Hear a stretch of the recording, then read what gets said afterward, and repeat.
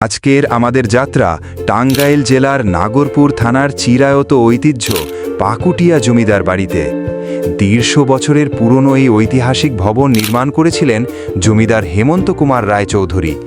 ইউরোপীয় ও মোগল স্থাপত্যশৈলীর এক মনোমুগ্ধকর মিশ্রণ। উঁচু মেঝে, খোদাই করে করা দরজা জানালা, প্রশস্ত বারান্দা সবই যেন পুরনো রাজবংশের গৌরবকে সঞ্চার করে।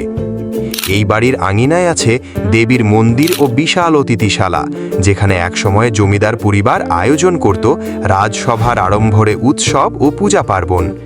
বর্তমানে যদিও এটি জরাজীর্ণ, তবুও ইতিহাসপ্রেমীদের কাছে এটি এক জীবন্ত সংগ্রহশালা। এটি এখন পাকুটিয়া উপস্বাস্থ্য কেন্দ্র হিসাবে ব্যবহৃত হচ্ছে। এখানে প্রতিটি দেয়াল চিত্র আর কার্নিশ ঐতিহাসিক সময়ের সাক্ষী। জমিদার বাড়ির পিছনে সুন্দর দুটি পুকুর দেখতে পাবেন। পুকুরের পাশে সারি সারি গাছ। গাছের পাখির কিচিরমিচির শব্দে আপনার মন জুড়িয়ে যাবে। তাহলে দেরি না করে আজকে ঘুরে আসুন এই সুন্দর ঐতিহাসিক জমিদার বাড়িতে। যারা ঢাকা থেকে আসবেন তারা গাবতলী থেকে এসবি লিংক বাসে করে এখানে আসতে পারবেন। সময় 2.5 থেকে 3 ঘন্টা লাগতে পারে।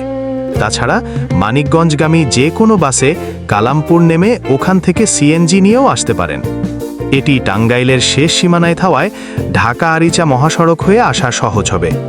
চাইলে টাঙ্গাইল হয়েও আসতে পারেন।